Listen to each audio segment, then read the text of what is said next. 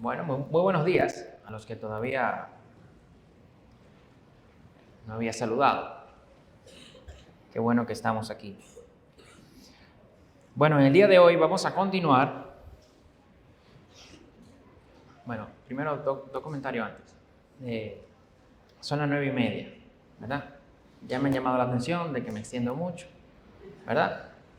Dicen que por el servicio siguiente, yo creo que es porque se aburren, pero voy a tratar de, ¿verdad?, mantener esto en el tiempo. Eso es lo primero. Si ven que me estoy extendiendo, se levantan. Eso es primero. Lo segundo, que quería hacer comentario. Cuando vi las canciones, yo le decía a Andy, no, pero, o sea, Carlos predica el domingo que viene y es un culto de navideño, o sea, una predica de la Navidad. Y dije, sí, pero es que, mira, aquí ya estamos tarde para poner canciones navideñas. O sea, desde el 1 de enero, las iglesias aquí empiezan con temas de Navidad y para mí eso es raro. Yo decía, no, la Navidad, el culto de Navidad y punto, y se acabó y tal. Pero no, efectivamente. Entonces, yo decía, ay, qué raro.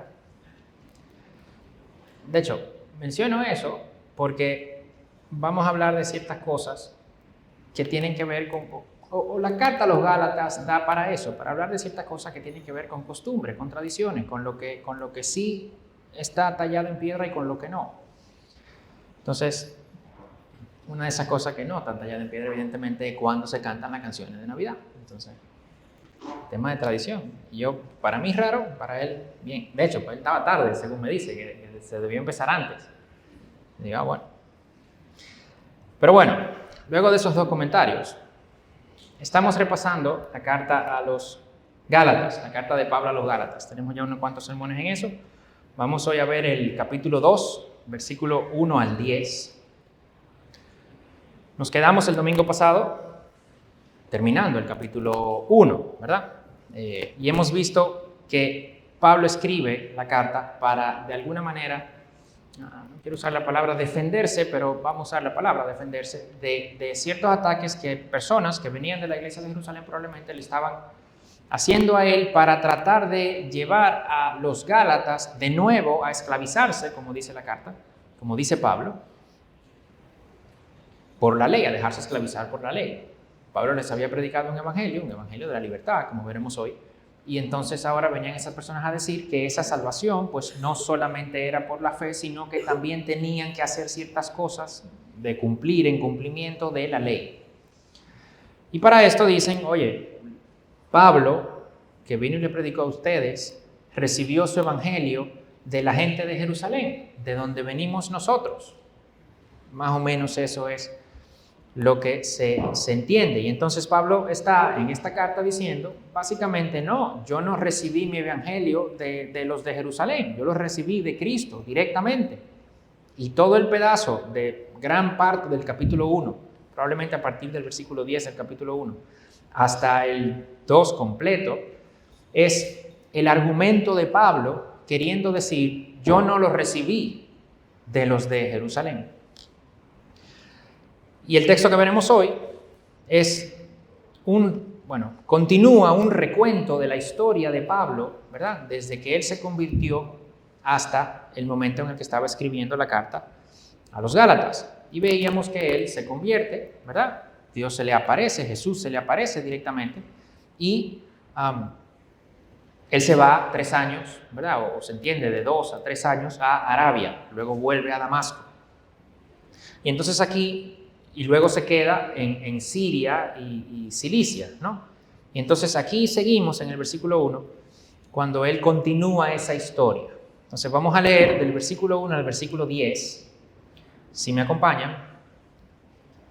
Entonces, después de 14 años, subimos otra vez a Jerusalén con Bernabé, llevando también a Tito. Subí por causa de una revelación y les presenté el evangelio que predico entre los gentiles. Pero lo hice en privado a los que tenían alta reputación, para asegurarme de que no corría ni había corrido en vano. Pero ni aun Tito, que estaba conmigo, fue obligado a circuncidarse, aunque era griego. Y esto fue por causa de los falsos hermanos introducidos secretamente que se habían infiltrado para espiar la libertad que tenemos en Cristo Jesús, a fin de someternos a esclavitud, a los cuales ni por un momento cedimos para no someternos, a fin de que la verdad del evangelio permanezca con ustedes. Y de aquellos que tenían reputación de ser algo, lo que eran, nada me importa, Dios no hace acepción de personas. Pues bien, los que tenían reputación, nada me enseñaron, sino al contrario. Vieron que se me había encomendado el evangelio a los de la incircuncisión, así como Pedro lo había sido a los de la circuncisión. Porque aquel que obró eficazmente para con Pedro en su apostolado a los de la circuncisión, también obró eficazmente para conmigo en mi apostolado a los gentiles. Al reconocer la gracia que se me había dado, Jacobo, Pedro y Juan, que eran considerados como columnas, nos dieron a mí y a Bernabé la diestra de compañerismo, para que nosotros fuéramos a los gentiles y ellos a los de la circuncisión. Solo nos pidieron que nos acordáramos de los pobres, lo mismo que yo estaba también deseoso de hacer. Padre, gracias por tu palabra. Gracias, Señor, porque en ella podemos ver tu infinita sabiduría, Señor. Podemos meternos ahí y leerla y estudiarla y siempre estaremos aprendiendo más de ti. Gracias por el privilegio de poder estar aquí exponiéndola. Gracias por la libertad que tenemos, Señor, de libremente venir, congregarnos, escuchar tu palabra ser predicada. Te pido, Señor, que tú nos acompañes en este momento en el que vamos a estar viendo esto, que nos ayudes a entender mejor la libertad que tenemos en ti y que nos ayudes a ver, Señor, la aplicación de esa libertad, de ese entendimiento, de esa nueva realidad a nuestra vida, con el propósito último, Señor, de que tú seas glorificado. En el nombre de Jesús. Amén. Entonces, el texto de hoy empieza diciendo: entonces, después de 14 años, subí otra vez a Jerusalén, llevando a Bernabé y también a Tito. Este entonces es una serie de entonces que Pablo viene diciendo desde el versículo 18. Entonces, después de 3 años, en el 21, entonces, después de ir a Jerusalén, fui a Siria y Cilicia. Ahora, entonces, después de 14 años. Esto es importante porque vemos aquí que Pablo está narrando algo, ¿verdad? Primero hice esto, entonces esto, entonces esto, entonces esto. Es la misma palabra. En el original, algunas traducciones no usan entonces, pero es la misma palabra en el original. Entonces, nos queda claro aquí que él está contando su historia. Él está narrando su historia. De hecho, yo me imagino que depende de quién lea esto. Yo no sé con qué tono Pablo lo dijo, pero yo me imagino que, recuerden que el argumento es: yo no recibí nada de Jerusalén, sino que yo me convertí, 3 años me fui a Arabia, entonces volví a Damasco, me quedé en Siria y Cilicia. Entonces, yo imagino el tono, ¿verdad?, de alguien que puede decir eso. Entonces, 14 años después, ¿verdad? O sea, haciendo énfasis en eso es mucho tiempo. 14 años después, subí a Jerusalén. Primero 3 años en Arabia y Damasco, 14 años por Siria y Cilicia, y después de esos 17 años, entonces subí a Jerusalén. Él había subido antes, lo vimos el domingo pasado, pero solo por 15 días. Y él lo menciona ahí. Y claro que lo va a mencionar, porque si no lo menciona, entonces pueden decir: oye, tú estás escondiendo porque tú fuiste y tal. Entonces Pablo es claro: no, yo fui, pero yo duré 15 días, me reuní con Pedro, solo vi a Santiago, Jacobo, y me fui. Yo tardé más de 17 años en ir a Jerusalén y sentarme con ellos a hablar del evangelio. Él quiere dejar claro que la iglesia de Jerusalén no aportó al evangelio que él estaba predicando. Y esta vez subió por segunda vez a Jerusalén, y ahora con Bernabé y con Tito.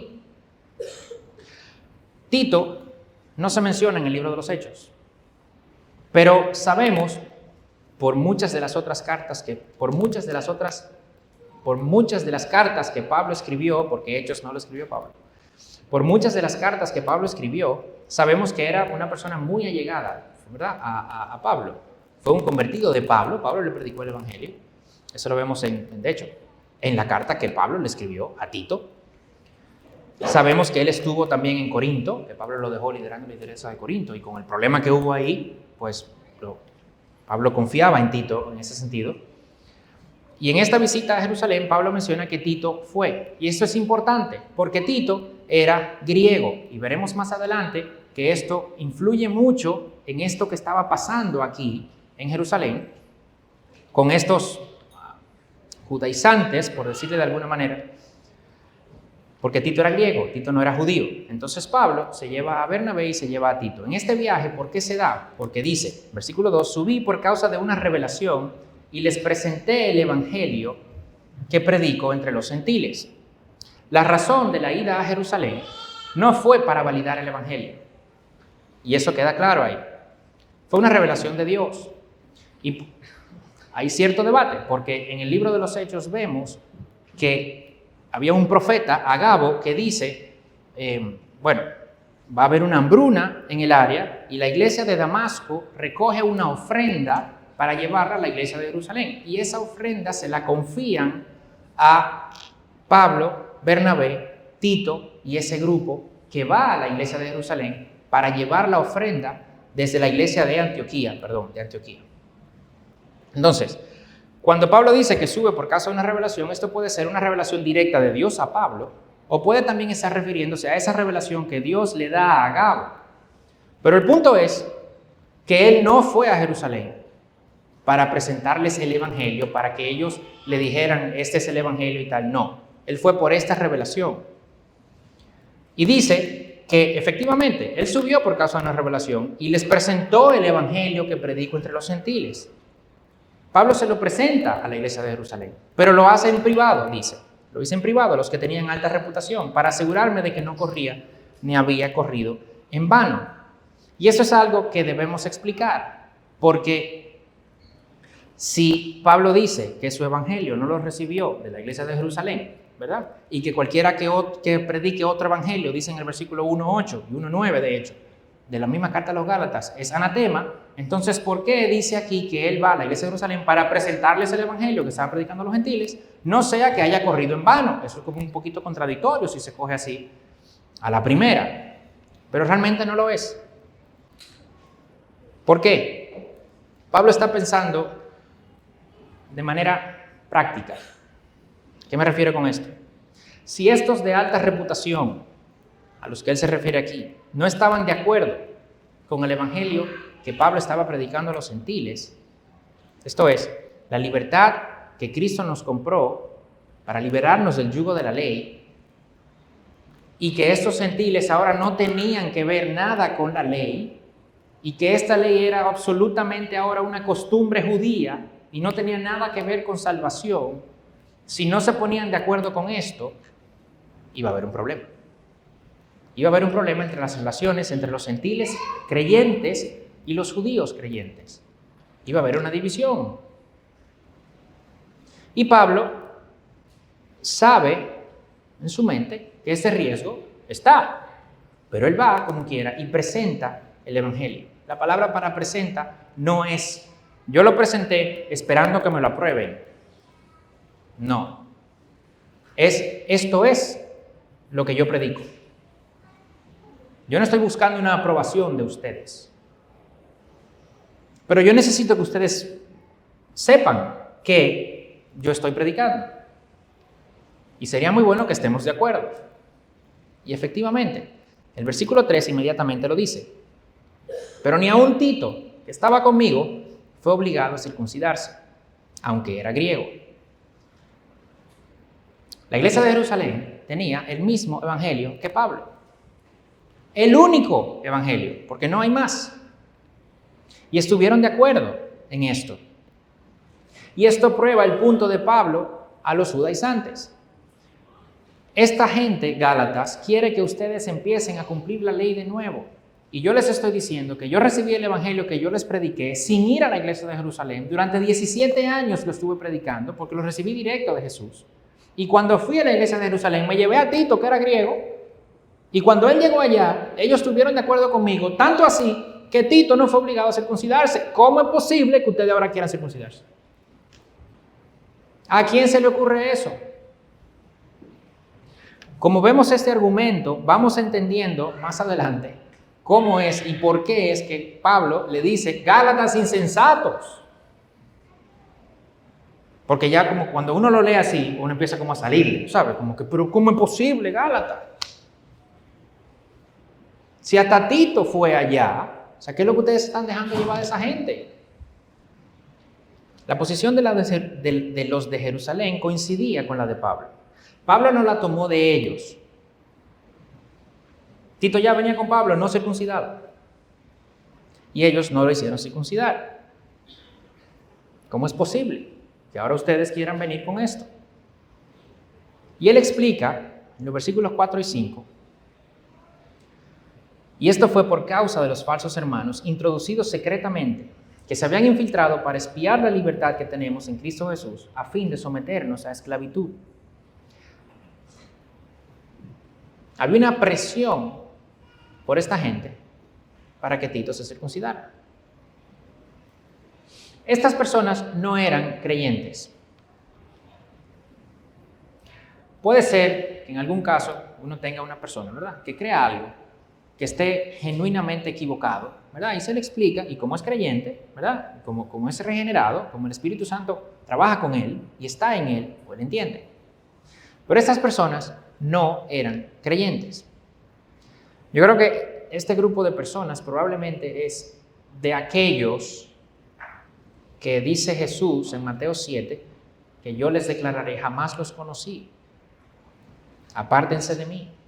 Pero que ellos venían diciendo, oye, pero si en tu nombre hicimos muchísimas cosas. Hicimos milagros, expulsamos demonios. Pero si yo prediqué en tu nombre, muchísima gente ofrendó y se convirtió y se caía para atrás. Y Jesús le dice, yo nunca te conocí, apártate de mí. Pablo les dice a estos que ellos son falsos hermanos. No son hermanos, no son creyentes verdaderos, no tienen el Espíritu Santo, no van para el cielo, no son salvos. Y fíjense cómo lo dice. Trabajan en secreto, se infiltran, son espías. Sus motivos son malos para someternos a esclavitud. These people are not good. Ellos no son buenos. Dice un comentarista, los falsos hermanos que menciona Pablo estaban todavía en esclavitud. Si no son creyentes, estaban todavía en esclavitud.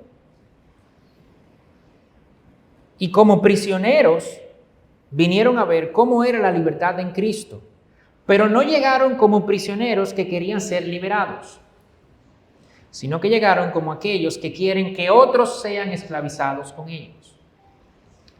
Porque tú puedes tener un creyente, un no creyente, que venga y llegue a la iglesia y diga, yo quiero ver qué es lo que tiene esta gente. Porque esa libertad en Cristo se tiene que ver. Y el que está esclavo quiere ser libre. Y de repente vienen personas que vienen a la iglesia con esa curiosidad y al final no se convierten, pero vienen genuinamente a ver qué hay aquí. Y sabemos de la parábola del sembrador que muchas semillas caen, germinan, pero no dan fruto. Pero estos no eran de ese grupo. Estos, su intención era mala. Su intención era volver a esclavizar a aquellos que ya habían sido libres. Estos querían que Tito se circuncidara porque querían pervertir el evangelio. Su intención era esa. Su intención era decir, sí, Cristo te salva, pero tú también necesitas esto. Tú también necesitas cumplir la ley. Tú también necesitas circuncidarte. Como hemos estado viendo, un poquito de ley ya daña todo. Sigue diciendo Pablo en el versículo 5, a los cuales ni por un momento cedimos, para no someternos, a fin de que la verdad del evangelio permanezca con ustedes. Lo que Pablo está defendiendo no es la integridad física de Tito, es el evangelio. Ni por un momento cedimos en la defensa del evangelio. Si cedemos, volvemos a ser esclavos. Si decimos, bueno, ok, entonces se vuelve a la esclavitud. Si nos hacemos nosotros los creyentes esclavos de nuevo, ¿qué libertad le vamos a ofrecer a los no creyentes? Estamos diciendo que lo que hizo Cristo no fue suficiente. Estamos llamando a Dios mentiroso. Porque el Evangelio es de Dios y es el Evangelio que dice que es solo por gracia a través de la fe. Y si ahora decimos que también tenemos que cumplir la ley, entonces estamos diciendo que Dios es mentiroso. Estamos diciendo que el sacrificio de Cristo no es suficiente, que le falta, que no da. Lo que Pablo dice aquí implica que si hubieran cedido, la verdad del Evangelio no hubiera permanecido en ellos. Por tanto, estarían en condenación. Es por esto que Pablo dice en el capítulo 1, versículos 8 y 9, que el que venga con otro evangelio, como veíamos, sea anatema, que sea maldito. Porque si tergiversas el evangelio y lo cambias, ya estás en condenación de nuevo. Porque lo único que te libra de la condenación es el evangelio puro y duro de Jesucristo. Nada más y nada menos. Entonces, si lo tergiversas, estás en la condenación. Entonces, Pablo dice, ni por un momento nosotros cedimos. Y el otro día tenía una conversación con Nelson de eso, y ahora toca comentarlo. Ahora, Tito no se circuncidó. Excelente. Vamos a complicar esto. Pero si se recuerdan, en Hechos 16, Timoteo sí fue circuncidado. Timoteo, en Listra, ¿verdad? Hijo de una judía creyente y de un padre griego, Pablo lo circuncidó a causa de los judíos que habían en aquellos lugares, porque todos sabían que su padre era griego. Entonces ven acá, ¿cómo es la cosa? Contra estos falsos maestros no cedimos, pero en Hechos 16 sí. Y Timoteo se circuncidó, y entonces. A ver, la situación de Tito y de Timoteo no es la misma. En una, con Tito, la verdad del Evangelio estaba en juego. En la otra, con Timoteo, la verdad del Evangelio no estaba en juego, sino un detalle menor que podía facilitar o no la predicación del Evangelio. Y alguien podría decir, oye, vamos a ver, pero que Timoteo se circuncide, no es un detalle menor. Estamos hablando de la circuncisión. Entonces, la Biblia, 2 veces Pablo en Gálatas, una vez, y en Corintios, Primera de Corintios, otra vez, dice que lo que yo estoy diciendo ahora, no soy yo que lo digo, eso es un detalle menor.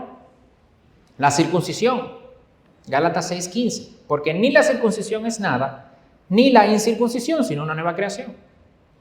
Primera de Corintios 7:19, de nuevo, la circuncisión no es nada y la incircuncisión no es nada, sino el guardar los mandamientos de Dios. Entonces, 2 veces Pablo dice que la circuncisión o la incircuncisión, eso no es nada. ¿Qué quiere decir esto? Pues exactamente eso, que la circuncisión no es nada y que la incircuncisión tampoco. No hay mucho que traducir. Tito se tiene que circuncidar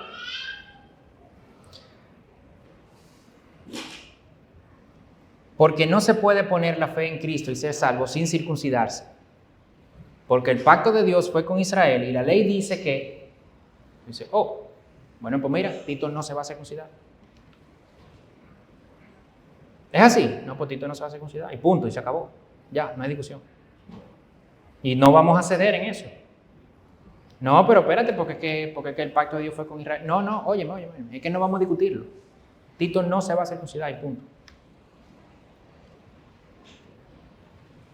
El otro caso, Pablo, mira, estos judíos se andan quejando de que Timoteo, que su papá es griego, pero su mamá es judía, y él no se ha circuncidado. Entonces él anda por aquí entre judíos como si fuera judío, ¿verdad? Pero él no está circuncidado. Entonces nosotros le estamos hablando a esta gente y ellos lo único que nos están diciendo a nosotros es, mira a Timoteo. Timoteo, vete a circuncidar. Dale. Pero Pablo, oye, yo no quiero problemas. esto se está convirtiendo en un obstáculo a la predicación del Evangelio. En ningún momento vemos en la narración del libro de los Hechos, cuando Timoteo se circuncida, que la verdad del Evangelio estaba en juego. No, era un obstáculo a la predicación del Evangelio. Decía Tim Keller que una característica de que alguien va creciendo en el Evangelio es que le da cada vez menos importancia a los detalles, a las cosas pequeñas, a las cosas que no tienen relevancia. Y es la palabra que dice que la circuncisión no tiene relevancia, que eso no es nada. Entonces, si usted quiere circuncidarse, circuncídese. Si no, no. Ahora, cuando estamos en el caso de Tito, ¿verdad? Estamos diciendo, no, tiene que circuncidarse porque la salvación, pues espérate, no, ese no es el tema ahora, y eso es otra cosa. Ya eso es otra cosa. Los judíos por los que Pablo circuncidó a Timoteo no estaban cuestionando si la salvación era o no dependiente de la circuncisión. Como costumbre judía, ¿verdad? Ellos se ofendían si tenían este judío que no estaba circuncidado. Bueno, pues listo, circuncide ese hombre y ya. Pablo es sumamente práctico en esto. Pero que quede claro, Tito se circuncida porque el Evangelio está... Tito no se circuncida porque el Evangelio está en juego. Timoteo sí, porque el Evangelio no está en juego. Y como no está en juego, es un detalle menor, entonces ya la circuncisión. Eso ya no es nada. Entonces Timoteo, vaya y circuncídese. Sigue diciendo el versículo 6. Y de aquellos que tenían reputación de ser algo, lo que era, nada me importa, Dios no hace acepción de personas. Pues bien, los que tenían reputación nada me enseñaron. Pablo habla de estas personas que tenían reputación varias veces en este pasaje. Pedro, Juan y Jacobo, los reconoce específicamente, a ellos tres, que tenían alta estima, buena reputación, eran considerados como columnas. Y él dice, a mí realmente no me importa la reputación que tengan. A mí realmente no me importa si son columnas o no.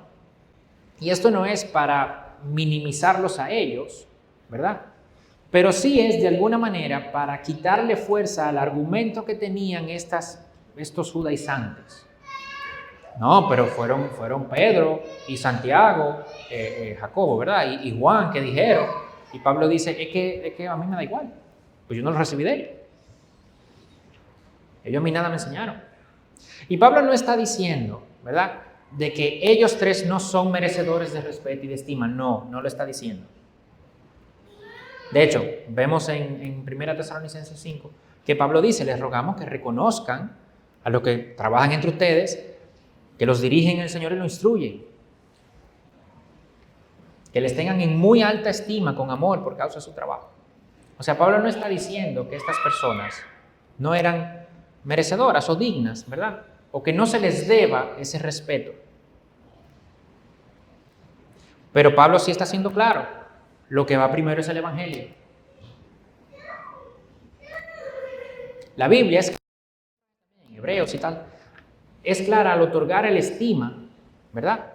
Y la autoridad inclusive al liderazgo. Hebreos 13, obedezcan a sus pastores y sujétense a ellos, porque ellos velan por sus almas, como quienes han de dar cuenta. Permítanles que los hagan con alegría y no quejándose, porque eso no sería provechoso para ustedes. O sea, la palabra es clara en esto. Pero recuerden que Pablo está defendiendo el origen de su evangelio. Y los judaizantes querían menospreciar a Pablo exaltando a estos de Jerusalén. Y Pablo dice, no, es que a mí mi evangelio me lo dio Cristo. A mí no me importa la estima que hayan tenido ellos. No los está minimizando de nuevo. Pablo no se está poniendo por encima de ellos.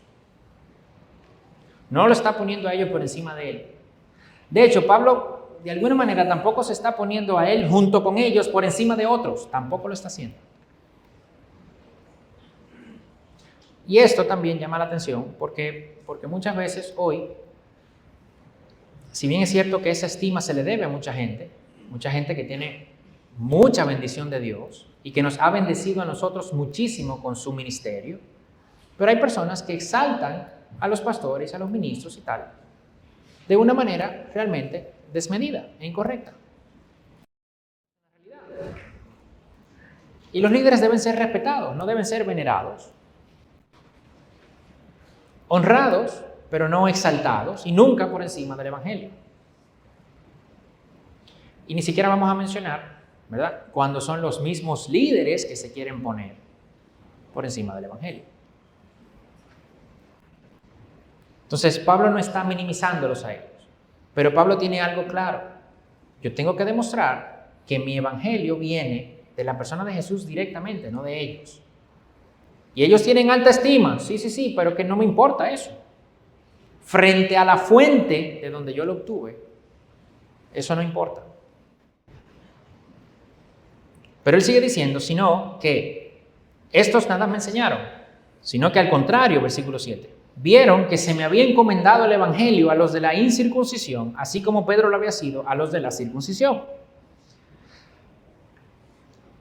Esa encomienda es igual para Pedro que para Pablo, solo que uno para los gentiles y otro para los judíos. Pero la encomienda tiene el mismo peso para ambos, y es lo que Pablo está diciendo aquí.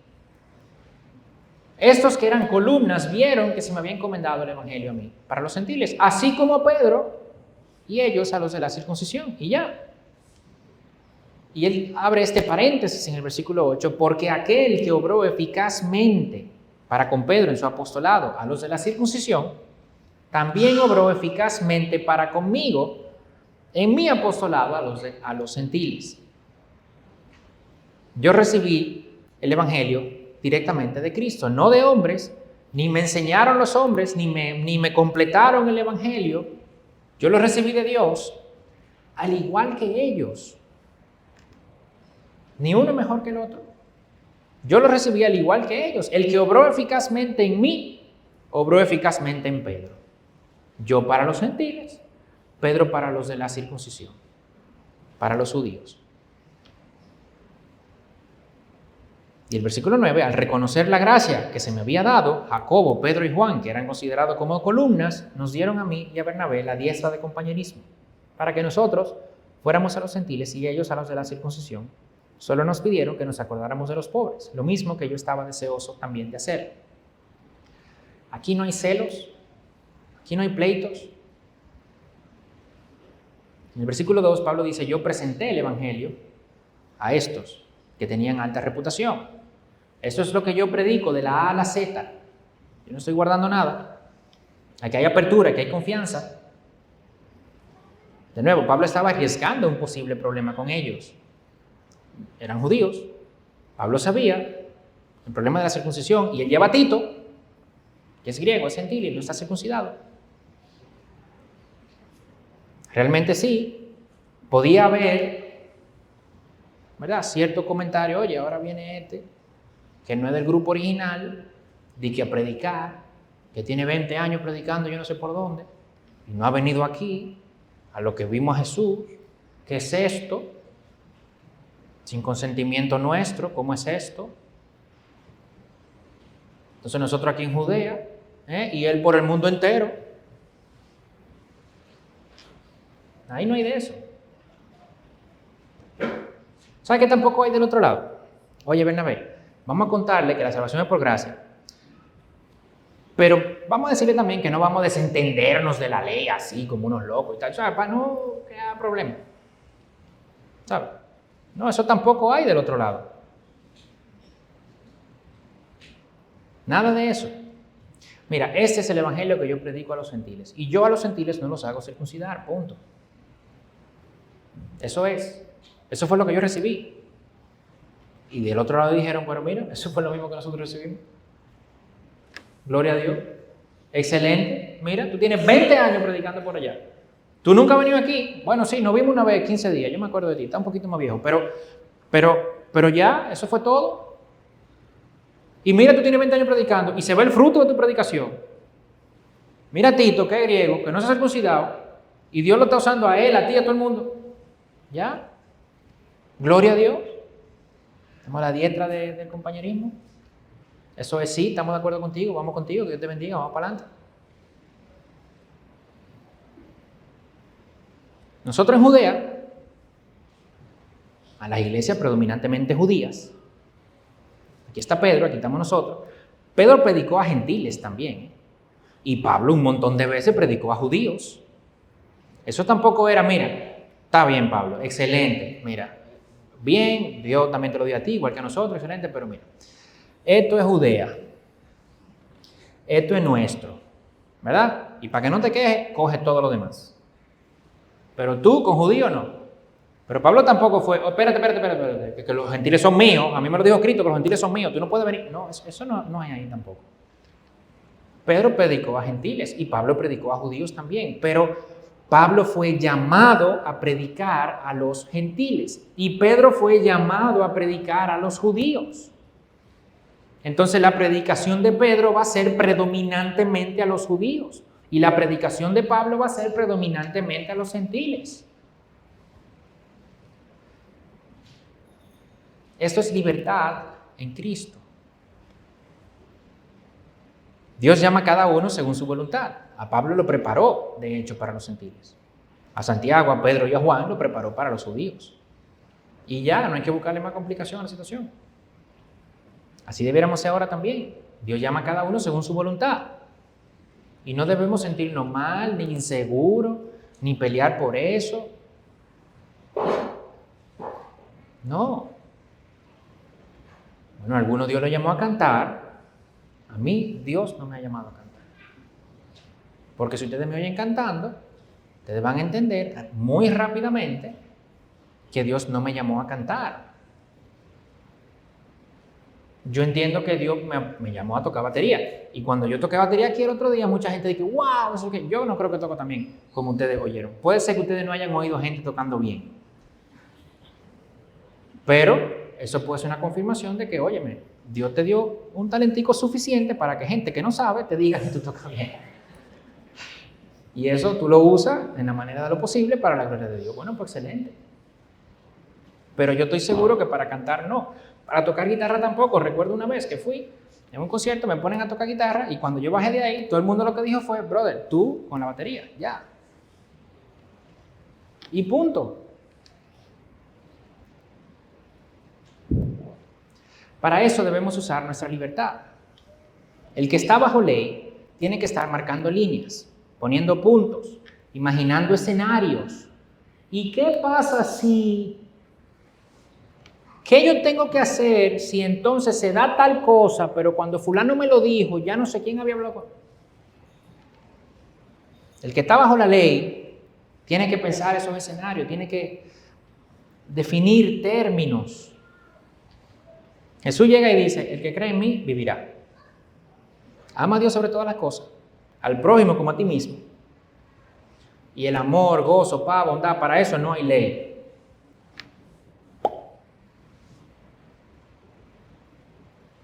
Claro, ¿qué pasa?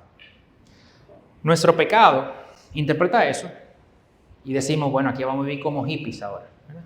Todo amor y paz. Y aún peor, porque la gente entonces toma eso, como yo una vez,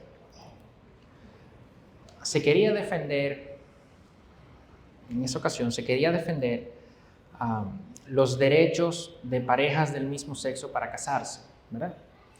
Y quien estaba defendiendo esto, que en teoría era una persona cristiana, decía esto, que Jesús lo que dijo fue, ama a Dios sobre todas las cosas y al prójimo como a ti mismo. Bien, es verdad que Jesús eso fue lo que dijo, y ese es el resumen, no lo digo yo, lo dice Jesús, toda la ley y los profetas se resumen en estas dos cosas, ama a Dios sobre todas las cosas y al prójimo como a ti mismo, ya, todo se resume en esos dos, pero como nosotros, ¿verdad? En nuestro pecado, y en nuestra mente tan limitada y en nuestro corazón tan dañado, se nos es muy difícil ir de eso general a lo particular, ¿verdad? Entonces Dios da su ley. Que si bien es cierto que esa ley de Dios, no la ritual, no hablemos de la ley ritual, de los rituales y tal, no, eso era otra cosa. Pero la ley moral de Dios, si bien es cierto que ya no nos condena, no es que ya no nos aplica. ¿Se entiende eso? La ley de Dios no nos condena, pero nos sigue aplicando. Si nosotros tuviéramos la capacidad de aplicar, amar a Dios sobre todas las cosas y al prójimo como a ti mismo, de aplicarlo en todas las situaciones, solamente con esos dos principios, pues entonces no hubiera necesidad de que nos dieran la ley. Pero no lo vamos a saber hacer. Entonces Dios nos da su ley. Pero mucha gente coge esto, ¿verdad?, para justificar su pecado. Entonces Dios dice, no. Porque si bien es cierto que esos dos principios resumen toda la ley, aquí está toda la ley. Tú la puedes venir y leerla.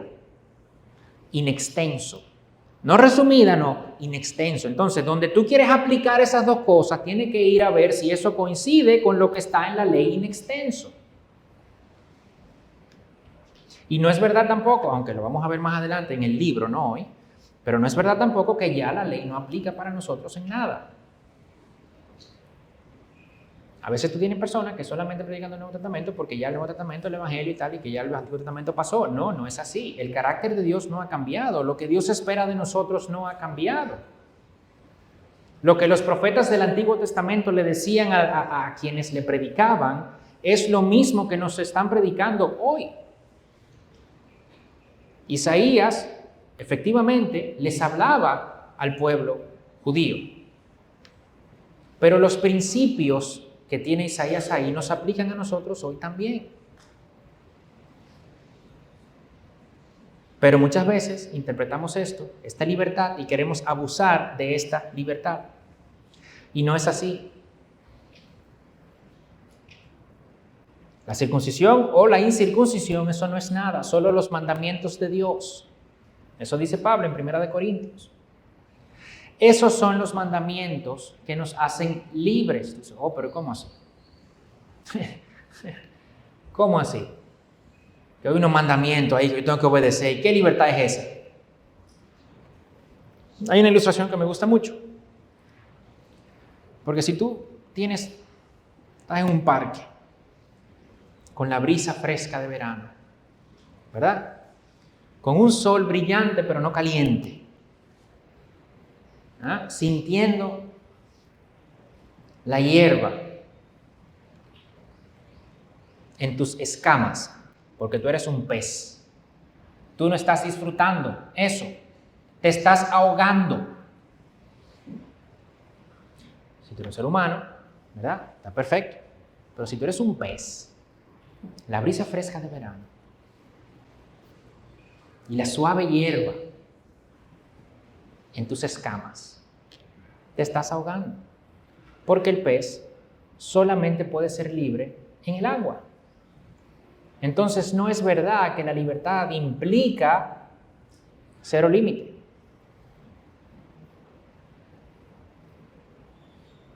La libertad para el pez puede implicar cero límites en el agua,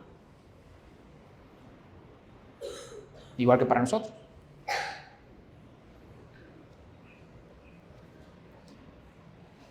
La libertad para nosotros está, y lo veremos más adelante, pero se los adelanto: amor, gozo, paz, paciencia, bondad, benignidad. Para esta cosa no hay ley, para esta cosa no hay límite.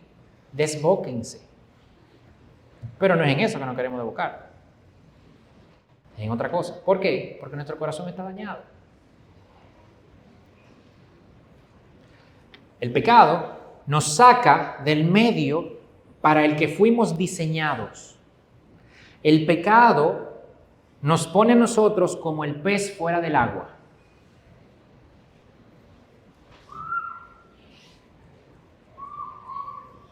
Y estamos ahogándonos.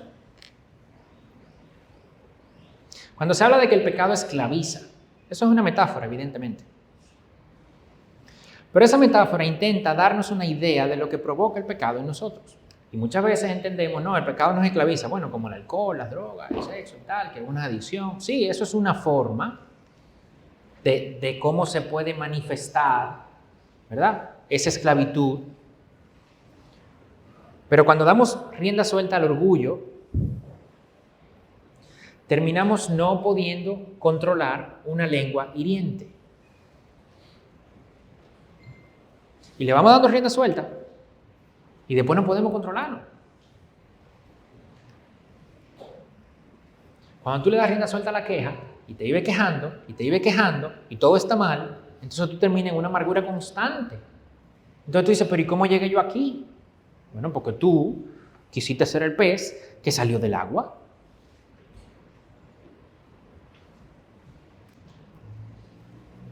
Las consecuencias del pecado son como cadenas que no nos sueltan. De repente tú tienes una persona que, Dios no quiera, bueno, pues vivió un divorcio. Y las consecuencias de eso le siguen para toda la vida. A la pareja, a los hijos. Cuando dice que el pecado esclaviza, esclaviza de estas formas. Y es bueno que hagamos el ejercicio de cuando oímos cosas así, no, que el pecado esclaviza también, pero ¿cómo? ¿Dónde yo lo veo eso? ¿Dónde yo lo veo? Porque nos quedamos muchas veces en la metáfora.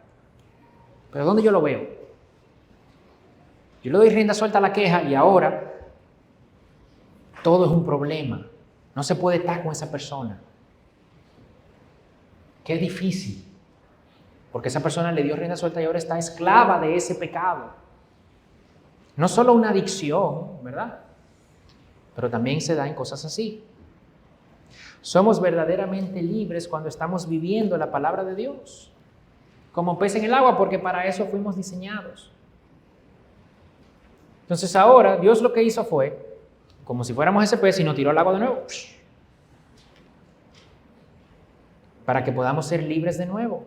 Pero tenemos una gana de volver al pasto, ¿verdad? Y a la brisa fresca. Cuando yo lo que necesito es agua para poder respirar por mis escamas.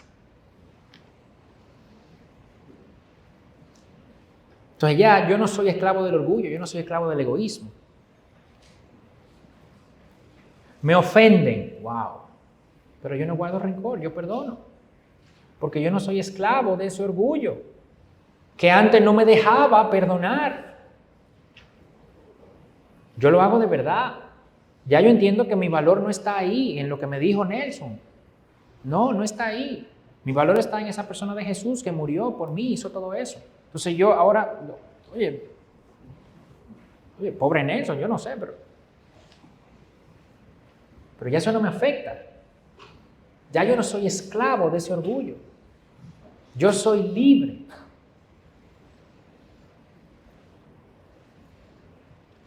Yo soy libre para no tener que pensar en mí mismo primero. Llega Pablo con un ministerio creciendo, exitoso, y yo tengo la libertad para abrazarlo. Yo no me siento amenazado. Pedro, Jacobo, Juan, excelente. A nosotros nos llamaron para acá, para Judea. Y a ti te llamaron para los gentiles. Excelente, brother, vamos. Excelente, bien. Y Pablo tenía diferencia con Pedro, con Santiago y con Juan, pero de forma, de métodos, de carácter inclusive, si quieres decir. Pero no en el mensaje. Es el mismo mensaje. El mejor ejemplo es Pablo y Santiago. Si ustedes ven Romanos y ustedes leen Santiago, era Jacobo, ¿verdad? Son dos personas totalmente diferentes. Pero el mensaje es el mismo. Pablo mucho más esquematizado. Santiago con su esquema también, pero más, una diferencia grandísima entre lo que hace Pablo en Romanos y lo que hace Santiago en su carta. Claro, la diferencia de destinatario, de contexto y tal, llevan a que cada uno haya escrito como escribió. Pero es el mismo mensaje. Y Dios usa esto y usa también esto. Ojalá y Dios levante más personas que vayan a predicar el Evangelio y que tengan ministerios exitosos. Y eso no debiera preocuparnos ninguno. Y otra cosa que llama la atención es, cierto, los apóstoles en Jerusalén no exigieron que Tito se circuncidara. Excelente. Pero ni Pablo, ni Tito, ni los gentiles tampoco exigieron que los judíos dejaran de circuncidarse. Porque, no, la salvación es por gracia. Pues entonces aquí no se circuncida nada. Sí, no, porque tú sigues esclavizado. Pablo pudo decir eso también. No, pero que si tú te sigues circuncidando, eso quiere decir que tú todavía estás creyendo que eso te aporta para tu salvación. Entonces, si tú de verdad crees la fe y tú de verdad crees en Jesucristo, entonces tú te tienes que dejar de circuncidar. Y se acabó. Eso no se dio. Eso no se dio. Yo eso lo veo hoy. Yo eso lo veo hoy. No, pero un ejemplo que viví en algún momento hablando de tatuajes. No, pero que los tatuajes no son nada. Y nosotros y todo el mundo puede poner el tatuaje que quiera. Entonces eso no es nada. Y alguien en la conversación dice, pero si no es nada, ¿para qué te lo quieres poner? Si no es nada, ¿cuál es el tema? Porque si no es nada ponérselo, no es nada no tenerlo, bueno, pues tú pudieras también no ponerlo y ya, dejamos la discusión. Y recuerdo en esa conversación que la otra persona se queda como que, oh. Entonces aquí Pablo llega y dice, oye, Tito no se tiene que circuncidar. Pero si ustedes se quieren seguir circuncidando también, no importa. Siempre y cuando ustedes tengan claro, ¿verdad? Que eso no te aporta la salvación. Eso son costumbres de ustedes los judíos. Excelente. Está bien, yo no tengo problema. Timoteo, dale. No quiero problema con esta gente, le estamos predicando. Tenemos la libertad para no circuncidarnos y para circuncidarnos también. Ni una cosa ni la otra es nada, solo los mandamientos de Dios. Tenemos que aprender a diferenciar lo que es de Dios, que está tallado en piedra, y lo que es nuestro. Porque hay muchas cosas que son nuestras. El ejemplo que mencionaba esta mañana. Si es costumbre, es un ejemplo trivial, totalmente trivial, por eso lo estoy usando. Si es costumbre aquí, ¿verdad? De que en la mayoría de las iglesias, a partir del 1 de diciembre, ya se empieza a celebrar la Navidad y se empiezan a poner canciones navideñas. Ok. Bueno, pero es que la Navidad es un solo... Oye, brother, ok. Ya. Eso es una costumbre. Si se quiere hacer, se hace. Y si no, pues no se hace, ya. Eso es de nosotros. Eso no es de Dios. Eso no está tallado en piedra. Lo que está tallado en piedra es que si de repente eso para ti significa algo, pues yo lo que debo es tener amor contigo. Y así hay un montón de ejemplos. El problema es que los cristianos siempre queremos estar añadiendo al Evangelio. Martín Lutero escribió: la cuestión que tenemos ante nosotros es grave y vital. Implica la muerte del Hijo de Dios, quien por la voluntad y el mandato del Padre se hizo carne, fue crucificado y murió por los pecados del mundo. Si la fe cede en este punto, la muerte del Hijo de Dios será en vano. Entonces, solo sería un cuento que Cristo es el Salvador del mundo. Entonces, Dios sería un mentiroso, porque no habría cumplido sus promesas. Por lo tanto, nuestra terquedad en este asunto es piadosa y santa. Nuestra terquedad en este asunto es piadosa y santa, porque a través de ella nos esforzamos por preservar la libertad que tenemos en Cristo Jesús y mantener la verdad del Evangelio. Si perdemos esto, perdemos a Cristo, perdemos a Dios, todas las promesas, la fe, la justicia y la vida eterna. ¡Wow! Nuestra terquedad en este asunto es piadosa y santa. Si entendemos que como con Tito, el Evangelio está en juego, no cedemos ni un centímetro. Pero ahora hay muy poca discusión, por no decir ninguna, en si alguien tiene que circuncidarse o no, pero vamos a poner un ejemplo. El Evangelio de la prosperidad.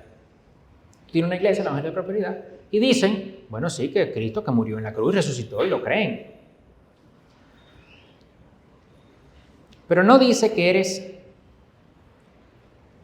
A ver. Quiero hilar fino.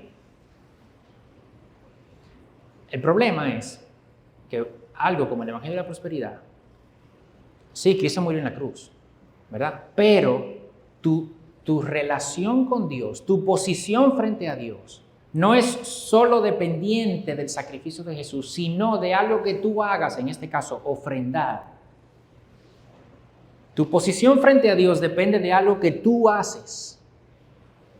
Y Dios te va a bendecir o no por lo que Cristo hizo en la cruz, sino porque tú ofrendaste o no.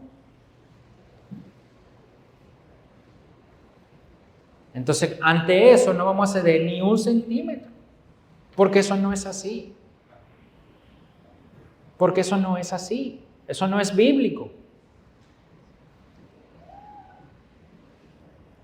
Cuando tú tienes iglesias que están hablando de bienestar, ¿verdad? Que parecen más libros de autoayuda que predicaciones bíblicas, el problema no es solo ese. Porque bueno, lo que pasa es que son muy suaves. El problema no es que son suaves. El problema es que muchas veces en esas iglesias no se presenta al Dios que juzga el pecado. No que juzga el pecado que cometemos los creyentes, ¿verdad? Eso es disciplina, eso es otra cosa. Pero un Dios que no juzga el pecado es un Dios que no mandaría a Cristo a morir en la cruz por el pecado nuestro. Entonces, son iglesias que al final no predican o no creen que el pecado es lo suficientemente malo para condenarnos hasta el punto de que Dios tiene que entregar a su Hijo para resolver ese problema. Y ese pecado lo cometemos nosotros. Y eso es un problemón porque eso es el Evangelio. El Evangelio es la buena noticia porque estamos en esa situación. Entonces, iglesias como esa se olvidan de eso y no predican eso y no tienen eso. Entonces, tergiversan el Evangelio. Y ante eso no podemos ceder ni un centímetro. Pero por otro lado, hay personas que tienen discusiones variadas. Si se lee o no la Biblia al principio del culto. Si la comunión se hace mensual o semanal. Como comentábamos el otro día, si se lee alguna confesión de fe en el culto o no. Si la adoración es contemporánea o tradicional. Que por cierto, lo que hoy es contemporáneo, hace 20 años no era contemporáneo, por la misma definición de.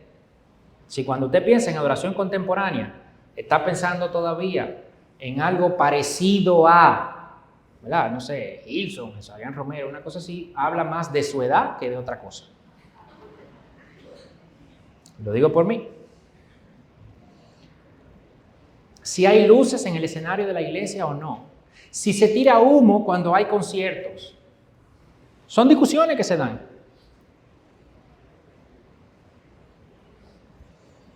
Si se puede adorar a ritmo de merengue o no. Y como esta, hay miles de diferentes interrogantes. Y yo creo que cada uno debe tener una posición en cuanto a esto. Yo creo firmemente eso. De repente, bueno, el humo, mira, realmente no queremos que la gente se sienta como que está en un concierto secular. Ok, bien. Y de repente en esa iglesia se hacen las cosas de esa manera. Pero yo no puedo juzgar que en otra iglesia se hagan las cosas de otra manera, que allá sí la pongan a esa gente, no, yo no sé. No. Bueno, si te invitan a ir a un concierto y tú no quieres que tienen el humo y ellos lo van a tirar como quieran, bueno, pues no vaya. Ritmos. Por ejemplo, el merengue. Algo muy, no sé si a todo el mundo le aplica, pero realmente adorar con un merengue y una salsa, pues, no sé, a mí se me hace muy complicado. ¿Por qué? Porque yo estoy pensando en bailar. Pero yo no estoy juzgando al que lo haga. O sea, yo no estoy diciendo que todas las iglesias que los domingos adoran con merengue y con salsa y con lo que quieran. Yo no estoy diciendo que estén mal. Yo puedo estar en desacuerdo y puedo tener mis argumentos para estar en desacuerdo con eso, que los tengo. Los tengo. Pero yo no puedo decir que esas personas no creen en el Evangelio, yo no puedo decir que esas personas son los falsos hermanos, yo no puedo decir eso. Sería incorrecto que yo lo diga. Debemos tener una posición en cuanto a eso, porque eso afecta. De hecho, puede afectar más o menos la eficacia de la predicación. Bueno, pues vamos a ponernos de acuerdo, ¿verdad? Mira, Timoteo, dale, circuncídate. Ah, pues mira, el humo no va. O el humo sí va, no sé. ¿Qué son estas cosas? Si la circuncisión y la incircuncisión no son nada para Pablo en un contexto como él lo estaba diciendo con los judíos, si eso no es nada, pues mucho menos estas cosas para nosotros hoy. Como decía, no tenemos una ley que nos acusa, pero sí tenemos una ley de Dios que nos indica, nos inspira, nos guía a través del Espíritu Santo, por medio del Espíritu Santo, que nos habilita para cumplirla. Que se resume en amarás a Dios sobre todas las cosas y a tu prójimo como a ti mismo. Jesús muere en la cruz para habilitarnos para cumplir esa ley. No a cumplirla para salvación, sino a vivirla por amor, que no es lo mismo.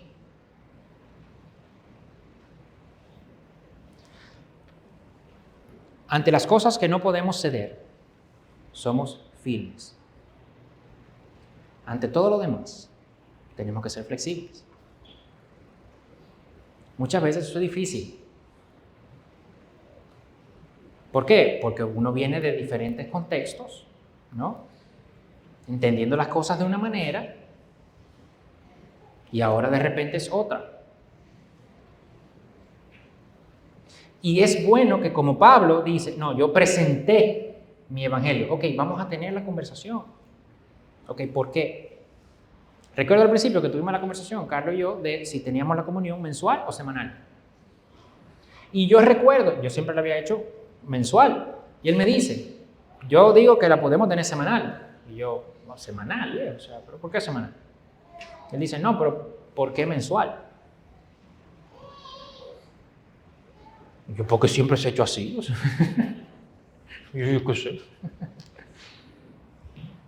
Pero tuvimos la conversación. Bueno, mira, vamos a hacerlo mensual porque es algo especial, ¿verdad? Si lo hacemos semanal, de repente eso puede ser que la gente vaya a pensar que se acostumbra a eso y le quite especialidad porque se vuelve rutina. Bueno, puede ser.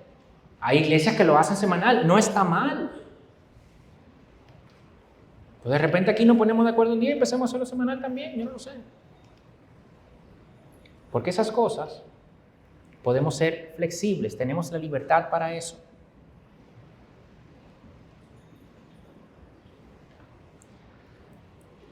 Entonces, yo diría que como iglesia debemos hacer un compromiso de que en IBCG, Iglesia Bautista Ciudad de Gracia, vamos a hacer todo lo que esté en nuestro alcance para preservar el Evangelio y no vamos a ceder un centímetro. Esto incluye estudiarlo para conocerlo mejor, meditarlo para poder aplicarlo, orar para que Dios nos ayude a vivirlo, defenderlo cuando está siendo atacado. Esto incluye ser revisado cuando por los que estamos aquí arriba es predicado. También. Y hagamos ese compromiso.